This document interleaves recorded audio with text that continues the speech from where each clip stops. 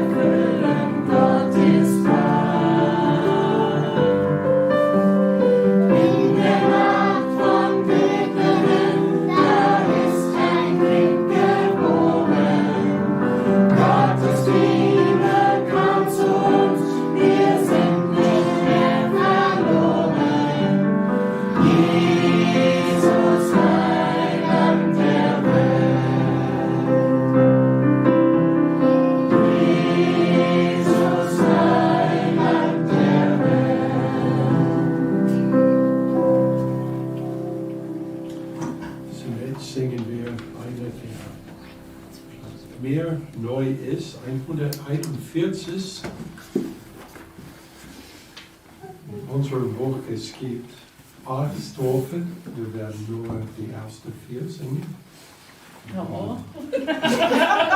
Wir machen das doch immer alle komplett. Im Internet waren 9 und die waren nicht die gleich alle beiden gleich, also nur 7 war gleich, was in der Gruppe ist. So auf dem PowerPoint, wir haben nur 4. So dann sind wir nur 4.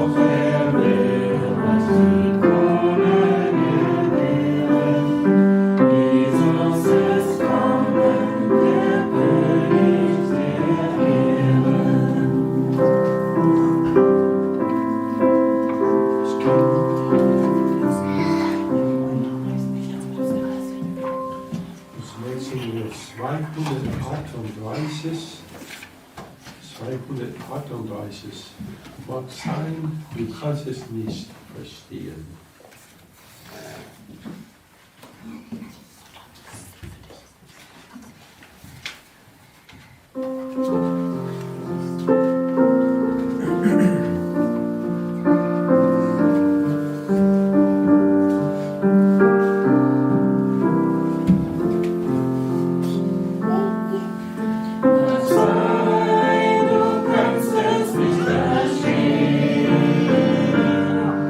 Und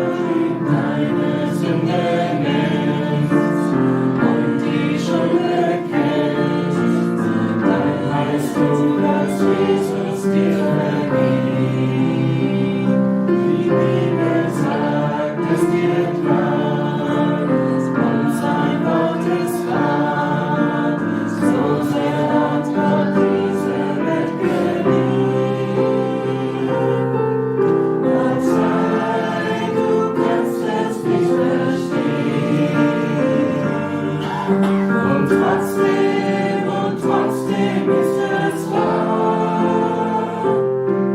Es ist am Kreuz für dich geschehen. Für dich und mich auf Golgatha.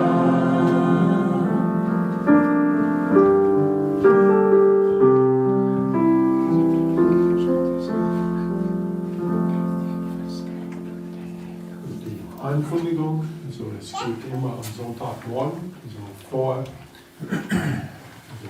9:30 Uhr im Bibelstudium, so Hauskreis, wir gehen was das Apostelgeschichte. Also es gibt noch andere Ankündigungen, also die könnte man sehen auf dem Bildschirm, also vor und nach der Gottesdienst. Die Sammlung ist dann am Ausgang in dem Zimmer. Zunächst singen wir ein Lied, was in keinem von unseren Busse ist, also die haben am Klavier da. Es ist mit den Hirten will ich dienen.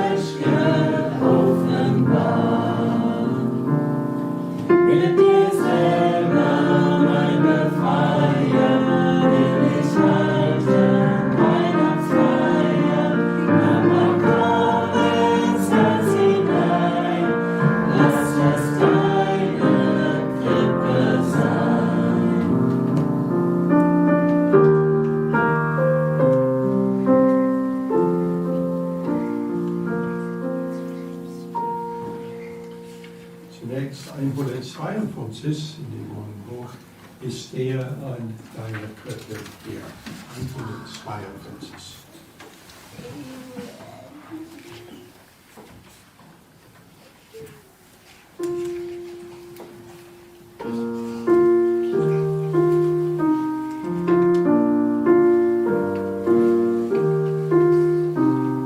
Krippe hier, und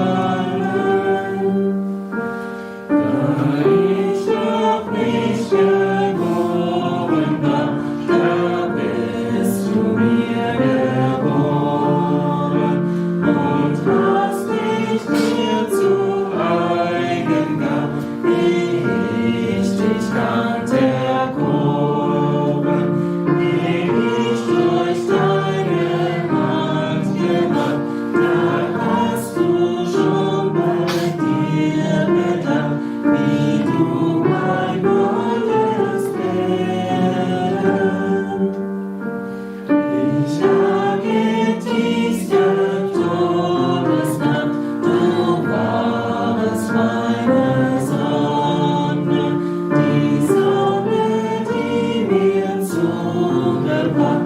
Ich lebe in Freude und Wonne, und Sonne, die das Wetterlicht des Glaubens in mir zugelegt.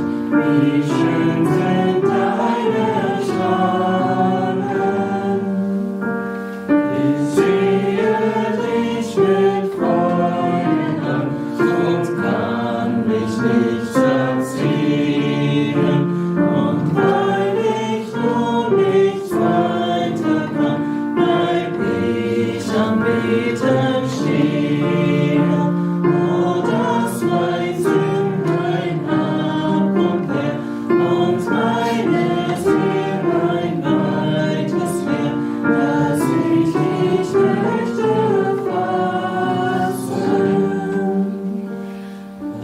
Auf mein Herz in deine Hand und keinen Trost kann finden. Aufs Tod ich bin dein Freund, kein Träger deiner Sünden. Was brauchst du, o Bruder mein? Du sollst ja gute Dinge sein. Ich zahle deine Schuld. So, wir hören da auf. Also ich glaube, es gibt 9 Strophen auf dem PowerPoint, nur 5 in unserem Buch. Und die waren nicht in unserem Buch, und so wir hören. Die Kinder dürfen jetzt hier unsere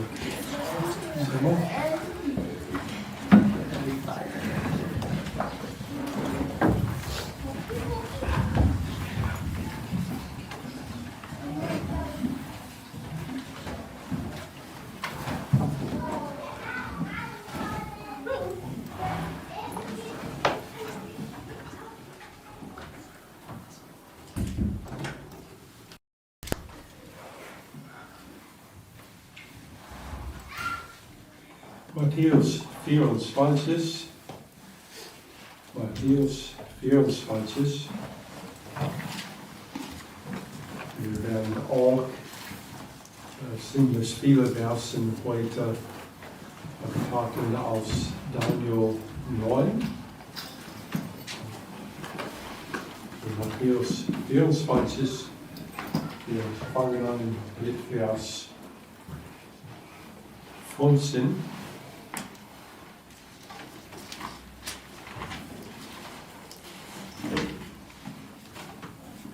Matthäus 24, Vers 15.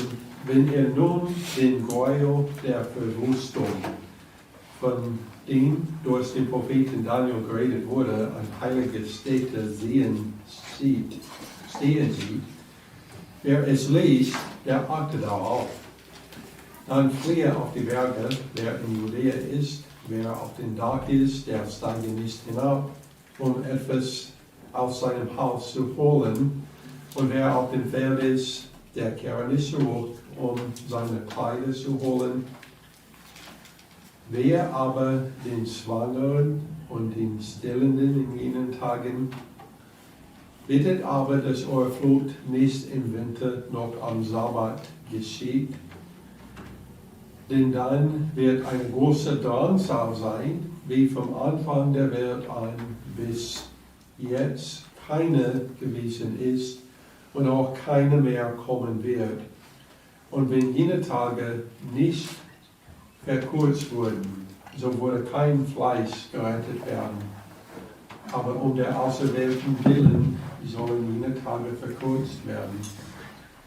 Wenn dann jemand zu euch sagen wird, siehe, hier ist der Christus oder dort, so glaubt es nicht, denn es werden falsche Christusse und falsche Propheten auftreten und werden große Zeichen und Wunder tun und wenn möglich auch die Auserwählten zu verführen.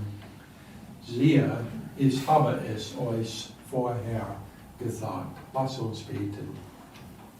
Vater, wir danken dir für dein Wort und für die Gelegenheit, dass wir haben, dass wir können lesen, was Jesus seine Jünger gesagt hat, als er hat erklärt, hat die Fragen geantwortet, hat so über die Zukunft und wann das Ende sein wird. Vater, bitte hilf uns, dies alles zu verstehen. Besonders das, was Daniel gesagt hat, was Jesus gesagt hat, wird uns helfen, das zu verstehen, was hier in Matthäus 24 ist. Ich bitte in Jesus' Namen. Amen.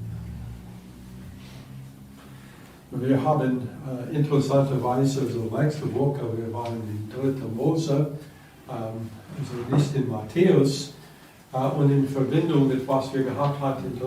Mose, wir haben den Gebet Daniel in Daniel 9, also gelesen, ein bisschen betrachtet, weil es hat zu tun mit dieses Jahren, also Befreiungsjahren. Und Daniel hat gelesen in das Buch Jeremia darüber, dass für jedes Jahr, dass sie dieses Fest nicht gehalten hat, es sollte so ein Jahr in Gefangenschaft geben.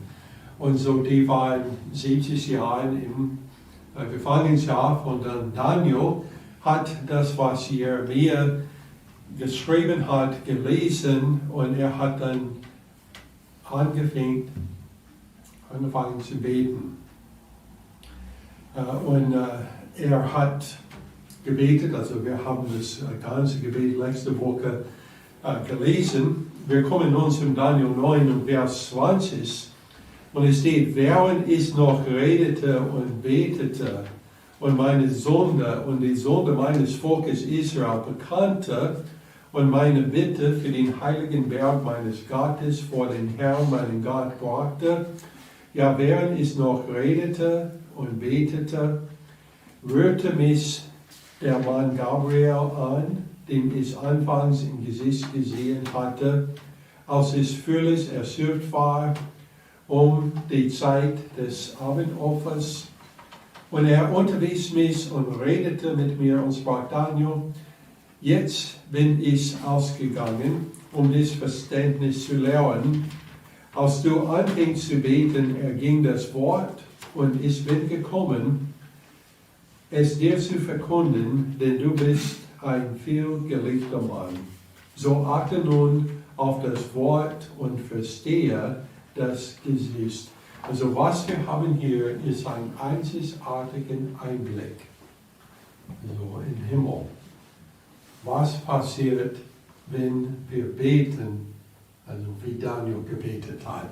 Also wir wissen, dass Daniel war ein Mann, der betet, also 3-mal am Tag, war einmal verhaftet dafür und wurde mit den Löwen reingeworfen. Und wenn der Befehl ausgegangen war, dass sie nicht mehr beten sollte, also da hat er einfach die Fenster aufgemacht, damit jeder weiß, dass er also trotzdem betet. Und Gott hat ihn also errettet aus dem Mund der Löwe. Und so, er war einer, wenn er betet, die im Himmel waren, die wussten, also jetzt betet Daniel. Und hier ist Gabriel, also soweit wir wissen, er ist also einer der höchsten Engel, was im Himmel gibt.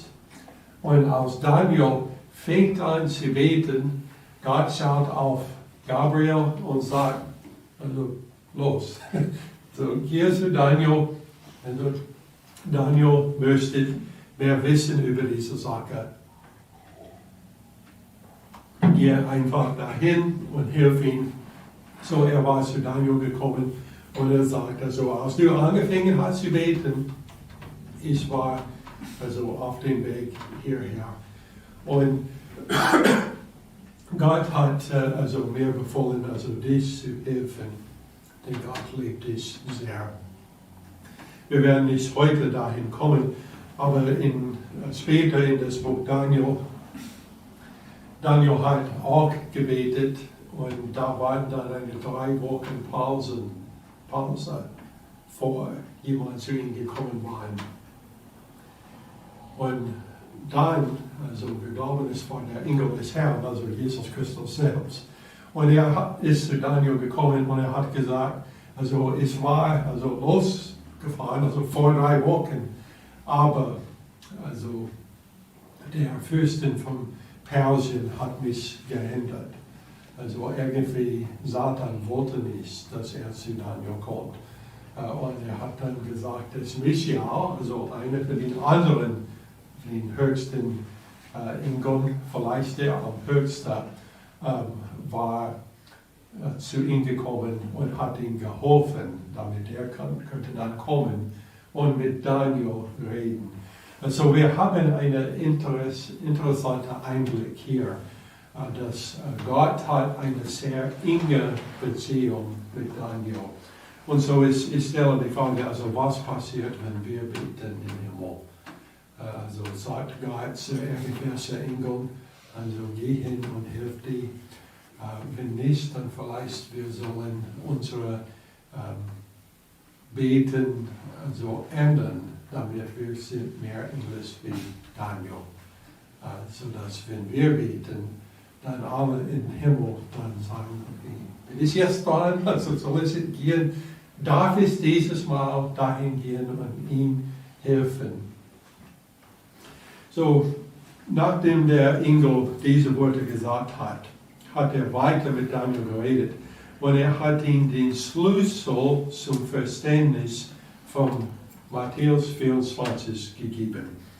Daniel 9, Vers 24, es steht, über dein Volk und über deine heilige Stadt sind 70 Wolken bestimmt, um der Übertretung ein Ende zu machen und die Sünde abzutun, um die Missetat zu sühnen und eine ewige Gerechtigkeit herbeizuführen, um Gesicht und Weissagungen zu versiegeln und ein Allerheiligste zu glauben. So die vorherige Prophezeiung in Jeremia war für 70 Jahre.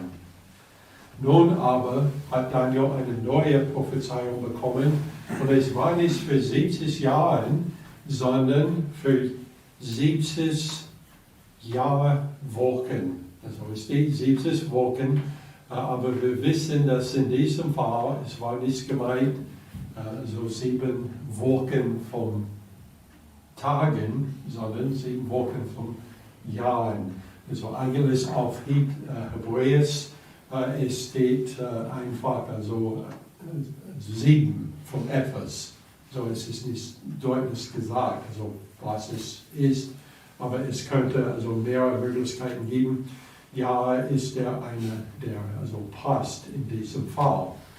Also 70 mal 7, das sind 490 Jahre. Es ist interessant, wenn wir lesen hier 70 mal 7, das ist genau die Zahl, von der Jesus gesagt hat, dass wir an einem Tag vergeben sollen. So 490 scheint irgendwie gebunden zu sein mit Vergebung. Und das ist auch der Fall hier in dieser Stelle. Die 70 Jahre, also die sind für, es steht dein Volk, also für Daniel, das heißt dann Israel, und deine heilige Stadt, das heißt dann Jerusalem. Und es steht hier 6 verschiedene Sachen, die während dieser Zeit vorgebracht werden. Also das erste steht, um der Übertretung ein Ende zu machen.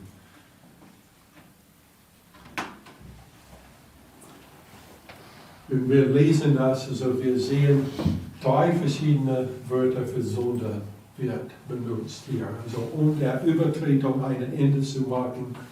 Also das Wort Übertretung, das bedeutet eine Trotzhandlung oder eine Überschreitung einer Grenze. Also es gibt etwas, was nicht erlaubt ist, was wir nicht tun sollen. Und es steht, dass es wird, also der Übertretung ein Ende zu machen. Also es wird zu Ende gebracht. In Psalm 32 und Vers 1 steht, wo dem dessen Übertretung vergeben ist. Also Übertretungen, Wort vergeben zu werden. Und wenn wir lesen hier, der Übertretung ein Ende zu machen, es heißt Vergebung.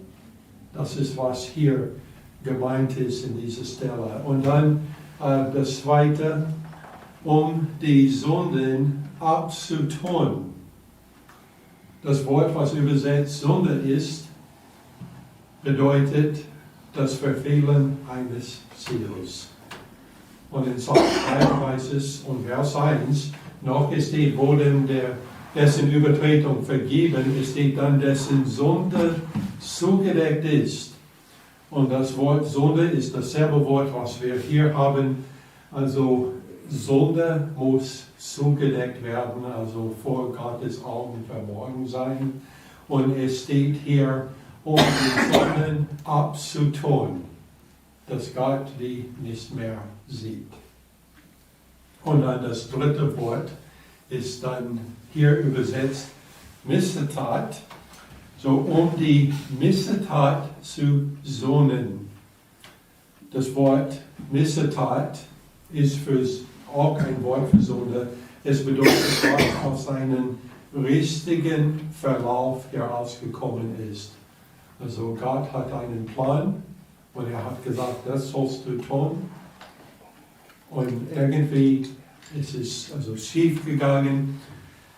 In Psalm 32, wir finden wieder dieses Wort und da ist es als Schuld übersetzt. Es steht, wo den Menschen, der dem Herr kein Schuld einrechnet und in dessen Geist keine Falschheit ist. Und so, wir haben 3 verschiedene Arten von Sünden und alle diese werden entweder zu Ende gebracht, abgetan oder gesund. Also eigentlich, das ist hebräisches Gedicht, verschiedene Worte wurden benutzt, das Gleiche wurde gesagt 3-mal. Und das sollte passieren oder geschehen innerhalb von diesem Zeitraum von 490 Jahren. Und dann das Vierte. Das Vierte ist, eine ewige Gerechtigkeit herbeizuführen. Also die Sünde wird abgetan und was wird dann da sein, wo der Sünde vorher war? Gerechtigkeit. So eine ewige Gerechtigkeit herbeizuführen. Gesicht und Weissagung zur Versiegelung. Also bei dieser, es gibt mehrere mögliche Bedeutungen.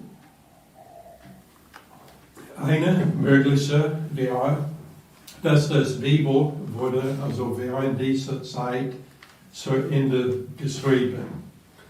Also die meisten Kommentatoren haben also sowas gesagt, aber ich glaube, das ist wahrscheinlich nicht die richtige, sondern das Richtige ist, das Startversiegelung, wir sollen das verstehen als Erfüllung. Also alles, was Daniel gesehen hat in seinem Gesicht und alles, was so propheziert wurde im Alten Testament, wird erfüllt. Also insbesondere in Bezug auf die Sachen, die wir gerade gesehen haben. Also Gerechtigkeit ein Ende zu machen, Sünde abtun, Missetat Sünden, eine ewige Gerechtigkeit herbeizuführen. Also das ganze Sachen wird erfüllt. Und man kann das dann versiegeln, indem es fertig ist. Also wenn man schreibt einen Brief, also heute, wir machen das nicht, aber zu der Zeit, die haben also das Brief dann irgendwie gefaltet oder gerollt oder irgendwie und dann haben etwas darauf gemacht, was benutzt wurde, das zu siegeln und dann sie haben die Ringe so dann so gedruckt in den Siegel, damit es könnte beweisen sein, dass es zu ist und fertig ist und dann nichts geändert wurde. Und so, ich glaube, es ist in diesem Fall metaphorisch für Erfüllung. Also alles, was voraus gesagt wurde, wird erfüllt. Und dann das Letzte, um ein Allerheiligste zu saugen. Und bei dieser wieder, also die Kommentator finden das schwierig zu wissen, was für ein Allerheiligster es ist. Wir wissen in dem Tempel und in den Stiftshütten im Alten Testament, es gibt ein Allerheiligster. Und es wurde schon also gesaugt in Vergangenheit. Und so, es braucht nicht in der Zukunft. So, es könnte nicht basieren auf dem Tempel, der schon da war. Also hatte es zu tun mit einem zukünftigen Tempel oder ein Allerheiligster im Himmel. So, noch Jesus gekreuzigt wurde, er ist also gefahren zum Himmel und hat sein eigenen Blut also da gegeben, also für unsere Sünde, und hat also den Allerheiligsten im Himmel gesalbt mit seinem eigenen Blut für uns. Also das könnte der Bedeutung hier sein. Und so die meisten dieser Dinge, wenn nicht alle, also ich würde sagen alle, wurden durch das Leben und Sterben von Jesus Christus vollbracht. Und so, wir haben dieses Zeitraum, also 70 mal 7, so 490 Jahre, und das wird alles erfüllt durch Jesus Christus. Galater 4 bis 5 steht: Als aber die Zeit erfüllt war, sandte Gott seinen Sohn, geboren von einer Frau und unter das Gesetz getan, damit er die, welche unter dem Gesetz waren, loskaufte, damit wir die Sohnschaft empfingen. Also eigentlich die gleiche Bedeutung wie Daniel 9. Ich glaube, das war Vers 25 oder 24, bin ich sicher, 24. So, diese 70 Jahreswochen dann werden nun in 3 kürzere Zeiträume unterteilt. Daniel 9, Vers 25.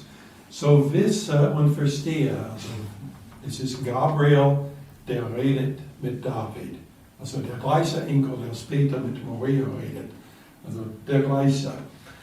So wisse und verstehe vom Erlass des Befehls zur Wiederherstellung und zum Aufbau Jerusalems bis zu dem Gesalbten, dem Fürsten, vergehen 7 Wochen und 62 Wochen. Straßen und Gräben werden wieder gebaut, und zwar in bedrängter Zeit. So, das Ganze ist dann geteilt in 3 verschiedene Teile. Der erste Teil ist nur 7 Wochen, der zweite ist also 62 Wochen, und das ist Wochen vom Jahr. Und das dritte ist dann nur eine Woche. So, was wird passieren in den ersten Zeitraum? So, es steht also vom Erlass des Befehls zur Wiederherstellung und zum Aufbau Jerusalems. Und dann am Ende des Verses steht: Straßen und Graben werden wieder gebaut, und zwar in bedrängter Zeit. In Nehemia 2, Vers 7 besagt: Nehemia war der Mondsing von der König, und er war vor den König gekommen, und das war im Monat Nisan. Wir glauben, es war im Jahr 444 vor Christus.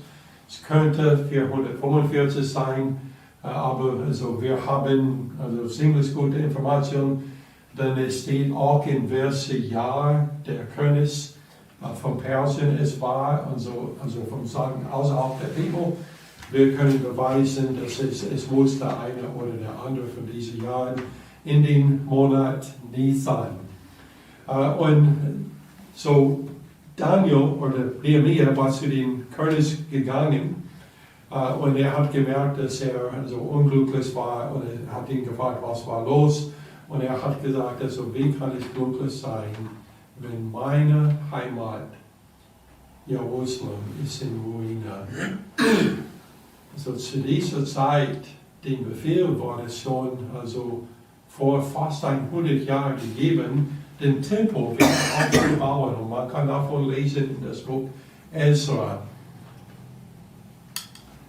Den Tempel war schon gebaut, aber die Mauern, die Stadtmauern und die Häuser waren alle nur Ruinen. Und so der König hat mir gesagt, geh dahin und mach das. Und so wie wir es verstehen, es hat 49 Jahre gebraucht, nur die Stadt aufzuräumen und die Mauer wieder zu bauen. Also dass es so lange gebraucht hat, also die haben keinen Bagger gehabt, als Sachen, die wir heute haben. Also es war wirklich sehr viel Arbeitskraft gebraucht, um das zu tun. Die haben das geschafft in 49 Jahren. Und das bringt uns dann zu der zweiten Zeitraum. Was beginnt dann, wo der erste endet und dann endet mit der Kreuzigung Christi. Daniel 9, Vers 26 steht, und nach den 62 Wochen wird der Gesalbte ausgerottet werden und ihm wird nichts zuteil werden. Die Stadt aber, sagt den Heiligtum, wird das Volk des zukünftigen Fürsten zerstören und sie geht unter in der überströmenden Flut. Und bis ans Ende wird es Krieg geben, fest beschlossene Verwüstungen. So 62 Jahre, bis alle diese Sachen also vollendet wird. Also den Gesalbte wird also ausgerottet werden. So mehrere Dinge werden in dieses Vers vorhergesagt. Erstens die Kreuzigung. Also das wurde erfüllt, also möglicherweise im Jahr 33 nach Christus. Wenn das der Fall ist, war Christus wahrscheinlich nicht nur 33 Jahre alt, sondern 40. Denn also man kann nicht geboren werden, also als Herodes, der von 4 vor Christus gestorben war, und nur 33 sein in 33. Also das wäre also nicht möglich, war wahrscheinlich 40, wenn das ist die richtige Jahr. Aber laut dieser Stelle, es sollte der richtige Jahr sein, und ich werde gleich sagen, warum. Wenn man davon ausgeht, dass Christus im Jahr 33 noch Christus, also das macht keinen Sinn, gekreuzigt wurde, ist die Anzahl der Jahre, also 49 plus 62 mal 7, das ist 434, ist dann 483, aber wenn man rechnet, von 444 vor Christus bis 33 nach Christus, und man sollte daran denken, dass zwischen 1 und 1 ist nur ein Jahr, also es gibt kein Null, und eigentlich ist nur ein 1. So, das macht es wirklich schwer zu rechnen. Aber es scheint, dass es ist 14 Jahre zu lang, dass es nicht richtig ist. Aber es gibt etwas in dem jüdischen Kalender, was uns dabei helfen würde. Denn im jüdischen Kalender hat ein Jahr jedoch nur 360 Tage. Und wenn man die zusätzlichen Tage einrechnet, dann kommt man auf 14 Jahre mehr. Sodass, also wenn man rechnet die Jahre aus immer 360 Tagen und nicht aus Kalenderjahren, dann ist es, es scheint so genau zu dem Tag richtig. Denn es war befehlen im Monat Nisan, Jesus war gekreuzigt im Monat Nisan. Und so es wurde Daniel im Voraus gesagt, genau wann der Christus kommen würde und wann er ausgerottet werden. Die Juden haben das natürlich nicht verstanden. Daniel hat es auch nicht verstanden. Also es war viel mehr, als was er in Wirklichkeit verstehen könnte. Aber er hat geschrieben, was der Engel Gabriel ihm gesagt hat.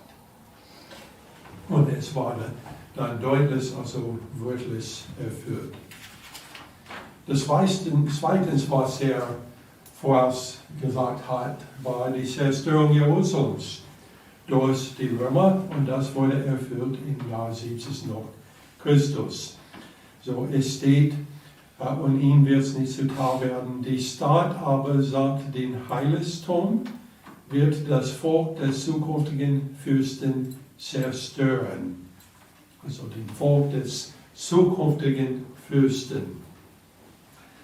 Und dann das Dritte ist, dass Kriege und Verwüstung wurden im Land so bis zum Ende andauern. So, das bringt uns dann zu der 69. Woche. Es gibt noch eine Woche übrig.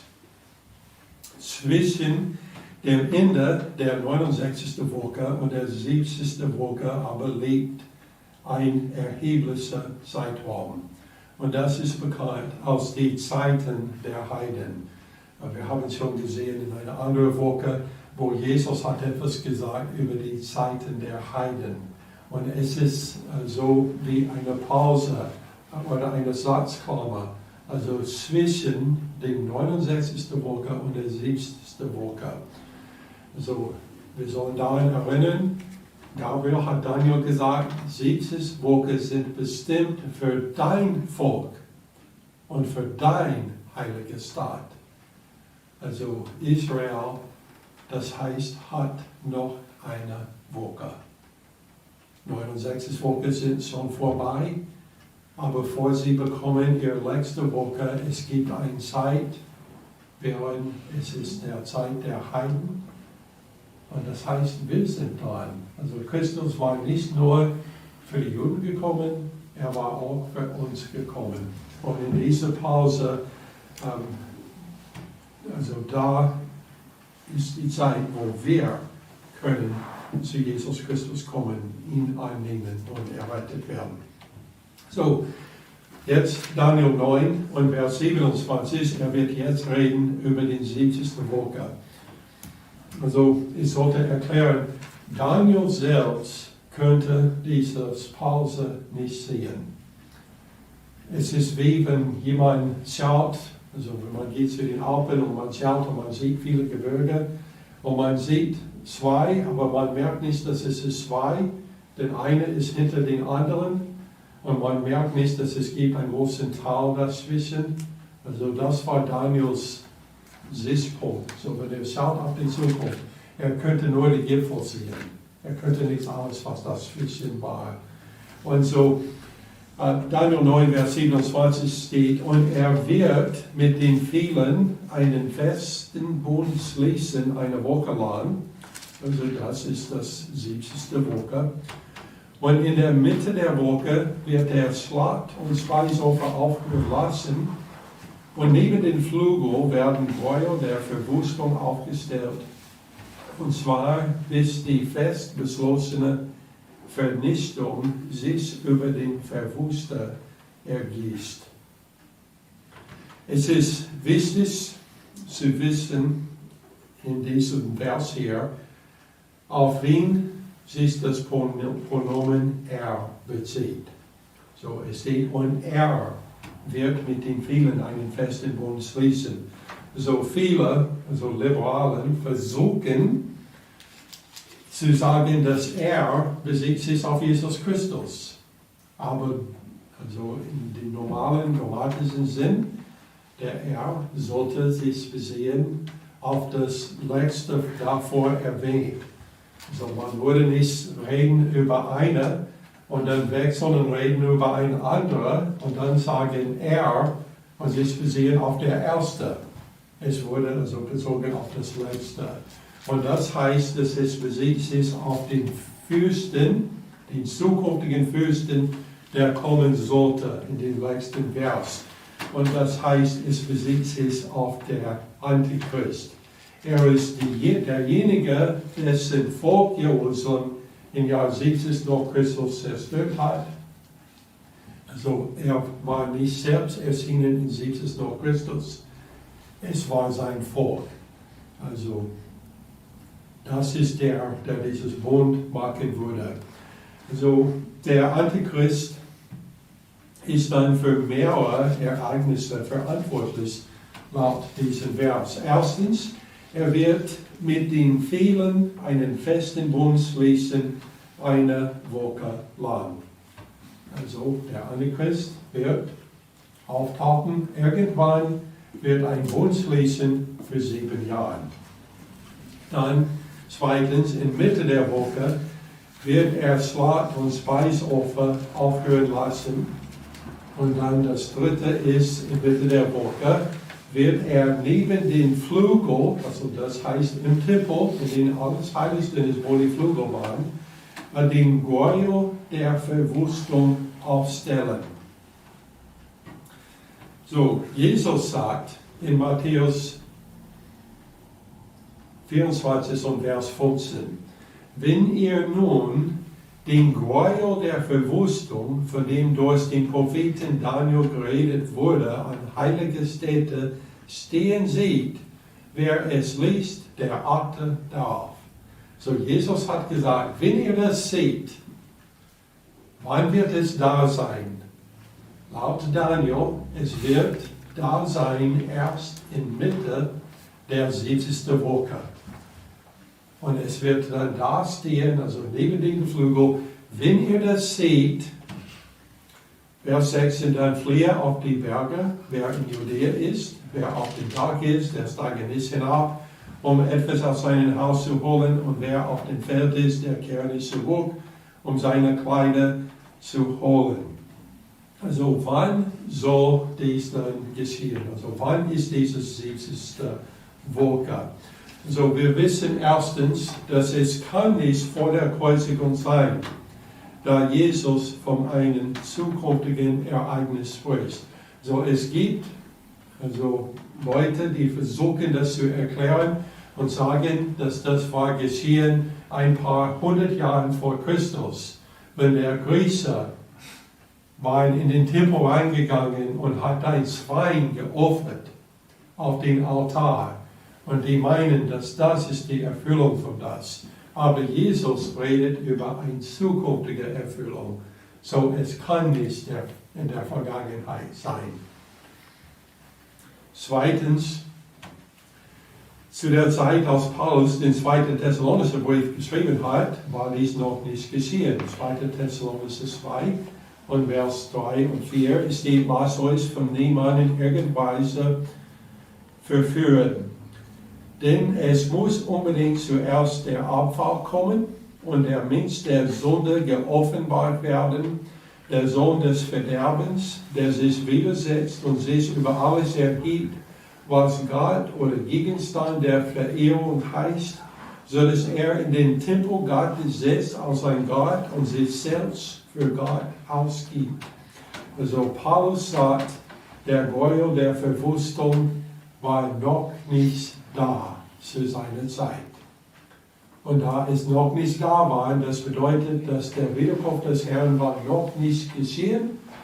Also zur Zeit Paulus, es war noch nicht geschehen. Das heißt, dass es könnte nicht knapp nach den 69. Jahr sein. Also denn die 7 Jahre wurde dann schon also für mehrere Jahre erfüllt. So, wir wissen, es muss eine Pause da drin geben. Die Frage ist dann, wie lang ist diese Pause? Dann drittens, wir wissen, dass zur Zeit der Zerstörung des Tempels im Jahr 70 nach Christus, dies war nicht geschehen. So Titus, also den Fürsten, der den Tempel zerstört hat, nicht der zukünftige Fürsten, der kommen soll, sondern der das zerstört hat, er hat keinen 7-jährigen Bund mit irgendjemandem geschlossen. So, das heißt, das kann nicht der Erfüllung sein. Als zweitens, er hat zwar die Opfergaben aufhören gelassen, aber das lag darin, dass er den Tempel zerstört hat. Nicht, weil er selbst als Gott den Tempel aufgestellt hat. Also er hat nichts aufgestellt in den Tempel, er hat es zerstört. Und man kann heute nach Jerusalem gehen. Es ist jetzt zu einem archäologischen Park gegangen. Ich habe ein Video gesehen davon diese Woche. Es gibt einen Riesenhaufen von Steinen, die unter von dem Tempel, also Berg, geworfen wurden. Die haben die Straße darunter kaputt gemacht. Man kann das alles heute sehen. Man kann da hingehen und das alles sehen, was gemacht wurde. Wo Jesus gesagt hat, nicht eins dann soll aufeinander legen. Also er hat nichts aufgestellt in den Tempel. Er hat es zerstört. So das kann nicht der Erfüllung sein von das. Und dann auch Daniel bezeichnet der Fürstin hier als ein zukünftiger Fürster und nicht, also der Tempel zerstört, ist nicht der zukünftige Fürste, der kommen soll. So es kann nicht der Erfüllung sein. So, da dies während der Zeit der damaligen Tempels nicht erfüllt wurde, muss es in Bezug auf einen noch nicht gebauten zukünftigen Tempel erfolgen. Also seit 70 es gibt keinen Tempel in Jerusalem auf dem Berg. Und wenn es keinen Tempel gibt, es ist nicht möglich, dass irgendwann der Antichrist war da reingegangen und haben dieses Gebäude der Verwüstung dargestellt. Das ist nicht möglich. Es ist vorher nicht geschehen, so es muss noch in der Zukunft sein. Also die Liberalen, wie gehen die um mit das? Die sagen, also eigentlich, das muss alles metaphorisch sein oder irgendwelche andere Bedeutung sein. Also die verleugnen, dass es eine buchstäbliche Erfüllung geben kann. Warum? Weil die glauben, dass das wurde alles schon erfüllt in der Vergangenheit, aber es passt nicht zur Geschichte. Und so die sagen, es hat irgendwelche andere Bedeutung. Aber wir wissen, wir haben es schon gesagt, bei der ersten Frage, da war eine buchstäbliche Erfüllung. Wir sollen erwarten eine buchstäbliche Erfüllung bei dieser Ort. Und Jesus hat gesagt, lies Daniel. Er wird das alles erklären, damit wir es verstehen können.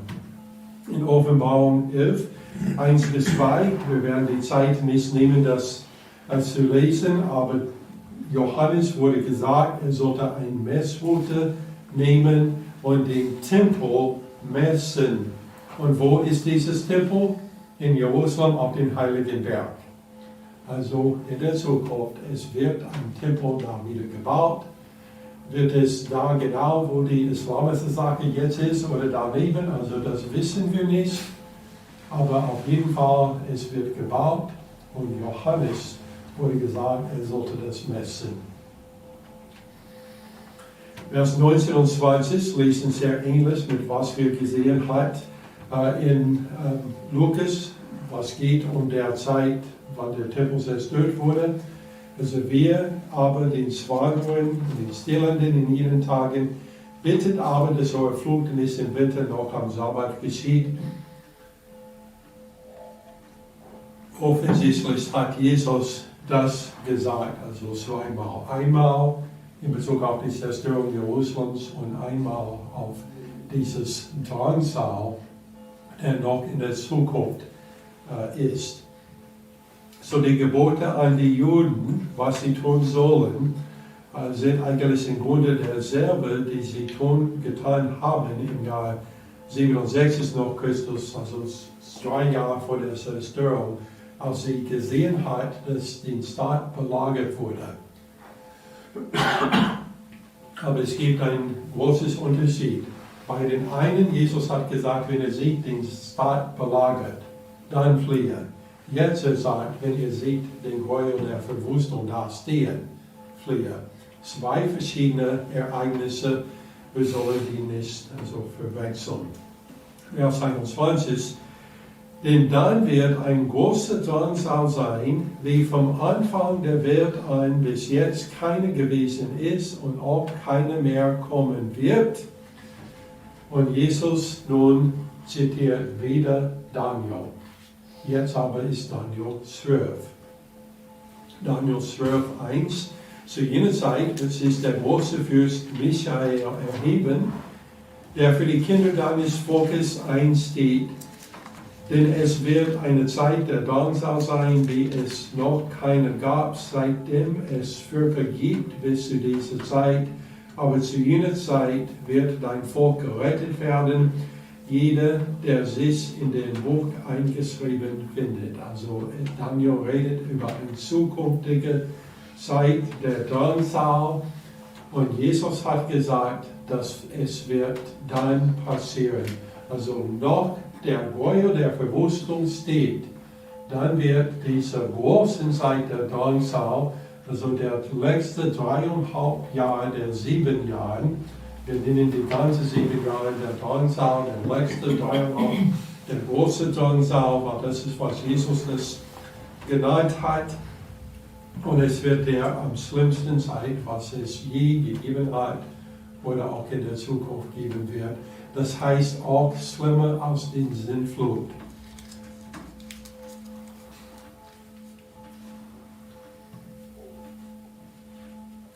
So, nun an dieser Stelle, eine der Stehenden, also da waren mehr als nur eine Engel da, der als Gabriel redet mit Daniel und als später anderen mit ihm geredet hat. Einer von denen hat eine Frage gestellt, aber das war eine Frage, was Daniel also schon vorhat zu stellen. Daniel 12, Vers 6 steht, und einer sprach zu dem in Leinen gekleideten Mann, der oberhalb der Wasser des Flusses stand, wie lange wird es dauern, bis diese unerhörten Zustände zur Erde sind? Also wie lange wird es dauern bis dann? Also von der Zeit, wann der Gräuel der Verwüstung da steht, bis es vorbei ist. Wie lange wird es dauern?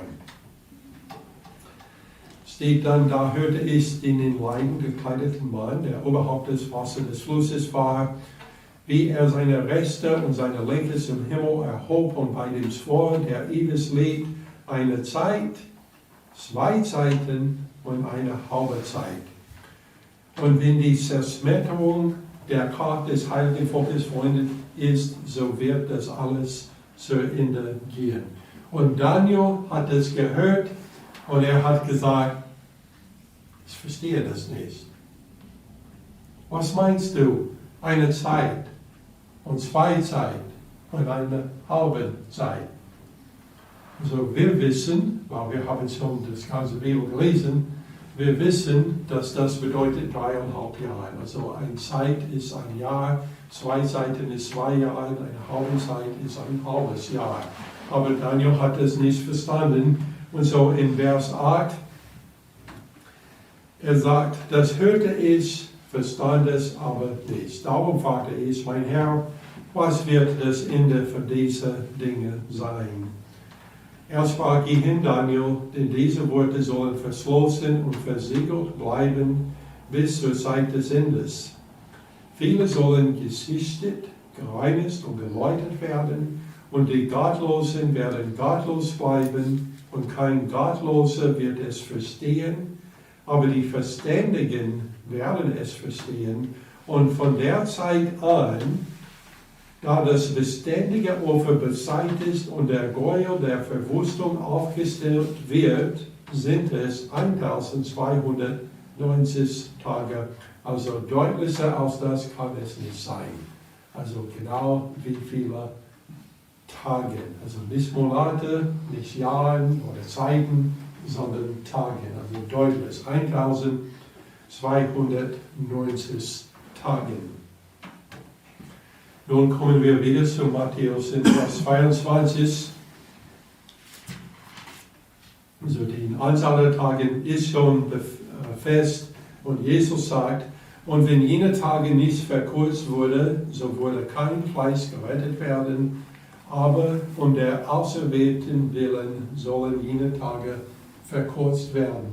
Jesus, also 500 Jahre oder mehr, noch Daniel hat gesagt, eigentlich 1290 wird zu lang. Denn wenn es so lang ist, es wird kein Fleisch übrig bleiben.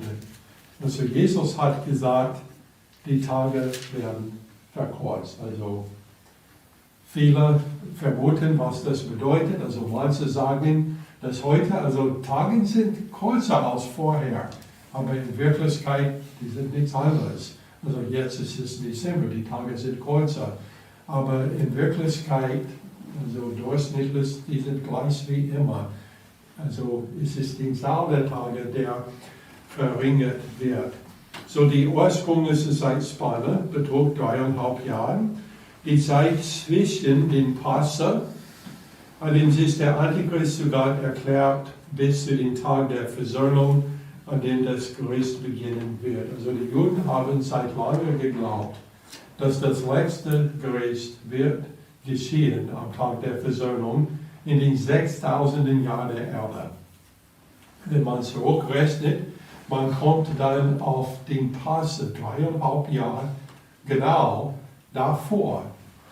Die Frage ist wie viele Tage sind zwischen diesen 2 Tagen. Und also in jedes Jahr ist es ein bisschen anderes. Weil, ich habe schon erklärt, die hebräische Kalender hat nur 360 Tage. Aber was die Juden machen, um dieses zu ändern, sodass alles immer fährt auf die richtige Zeit des Jahres, ist von 19 Jahren auf die hebräische Kalender, es gibt immer 7 Jahre, wo ein zusätzlicher Monat wird hinzugefügt. Ein extra Monat. Also wir machen das jedes 4 Jahre 1 Tag übrig. Die machen das also mit Monaten. Wenn man rechnet dieses Zeitraum von also Passe bis zum Versöhnungstag, also 3,5 Jahre später. In manchen Jahren, es gibt 43 Monate dazwischen, wegen dieses zusätzlichen Monats. In anderen Jahren, es gibt 42 Monate. Und so zur Zeit Daniel, es sollte ein zusätzlicher Monat dazwischen geben. Jesus hat gesagt, die Zeit wird verkürzt, das heißt, dieses zusätzliche Monat wird nicht da. So, es wird kürzer sein. Und das sehen wir im Buch Offenbarung. In Offenbarung 11, 2 bis 3, wo es steht, dass der Tempel wird da. Es steht aber den Vorhof, der außerhalb des Tempels ist, lass aus und miss ihn nicht, denn er ist den Heidenvölkern übergeben worden und sie werden die heilige Stadt zertreten 42 Monate lang. Also nicht 43, also 1290 geteilt von 30 ist 43 Monate. Und es wird meinen 2 Zeugen geben, dass sie weissagen werden 1260 Tage lang, bekleidet mit Sacktuch. Also Jesus hat gesagt, die Tage werden verkürzt. Daniel sagt 1290, Johannes in Offenbarung sagt 1260. Also deutlicher kann es nicht sein. Jesus hat gesagt, die Tage werden verkürzt. Wo finden wir die Lösung für diese Rätsel? In Gottes Wort. Also jedes Mal, dass wir finden etwas, was hier zu verstehen ist. Wir sollen einfach schauen auf Gottes Wort, denn die Antworten sind da drin. Jesus hat gesagt, lest Daniel. Wenn wir Daniel lesen, dann können wir Matthäus 24 lesen, verstehen. Wenn wir Daniel 24 verstehen, dann können wir 2. Thessalonicher verstehen, was Paulus sagt, was besitzt ist, auf was Jesus gesagt hat. Also die Schriften erklären sich selbst, wenn wir das erlauben. Vers 23, wenn dann jemand zu euch sagen wird, siehe, hier ist der Christus oder dort, so glaubt es nicht. Denn es werden falsche Christusse und falsche Propheten auftreten und werden große Zeichen und Wunder tun, um, wenn möglich, auch die Auserwählten zu verführen. siehe, ich habe es euch vorher gesagt. Und wir sollen daran denken, dass diese 3 Versen bezieht sich auf diese 3,5 Jahre. Wir haben schon erklärt, dass während der Zeit, seit Jesus bis zu heute, es gibt falsche Christus und es gibt auch falsche Propheten. Aber dieses Vers bezieht sich auf bestimmte falsche Christusse und falsche Propheten während diesen 3,5 Jahren. Und was wird es noch geben in diesen 3,5 Jahren? Die 2 Zeugen werden da sein, in Jerusalem. Und wo werden die Juden sein? In Petra. Warum? Weil sie sind dahin geflogen, wegen der Antichrist, der alle Juden töten möchte. Und die würden hören von den 2 Zeugen und die würden auch hören von anderen, die sagen, also komm her, hier ist Christus hier. Und Jesus sagt, glaubt das nicht. Denn die sind es nicht. Wann wird der echte Christus erscheinen? Am Ende. Am Ende, dann wird er kommen. Am Ende der 70. Woche. Er wird kommen für die Juden. Also wir werden später, bis nächste Woche, vielleicht nicht, wahrscheinlich nächstes Jahr, werden wir kommen zu dem Vers, wo es geht um sein Wiederkunft für uns. Am Ende der Zeit des Heiden. So am Ende der Zeit des Heiden, dann kommt er und holt uns ab, damit wir nicht da sein müssen. Und so, wenn wir lesen, was gesagt ist in Matthäus 24, von 15 bis 25, es ist eigentlich nicht Ort für uns, weil wir werden nicht hier sein, wenn der Gräuel der Verwüstung auftaucht. Denn Paulus hat gesagt, also das ist noch nicht geschehen, das heißt, Jesus ist noch nicht zurückgekommen. Also, wenn wir das sehen, das würde bedeuten, wir waren nicht gläubig und waren nicht entrückt. Und so Paulus sagt, die Wirkung ist noch nicht geschehen, da der Gräuel der Verwüstung ist noch nicht da. Und wann wird das passieren? So in Mitte von dieses letzten 7 Jahren, der die Zeit der Juden ist. Diese 70 Wochen sind für die Juden. Unsere Zeit ist die jetzige Zeit. Lass uns beten. Vater, ich danke dir für dein Wort und für das, was Christus für uns erklärt hast. Vater, es ist schwierig für uns manchmal alles im Blick zu halten, damit wir das alles verstehen können. Vater, ich bete, dass du das uns Verständnis gibst, wie du das Daniel gegeben hast. Ich bitte in Jesus' Namen. Amen. Zum Schluss singen wir 378, Herr, weil es festhält. 378.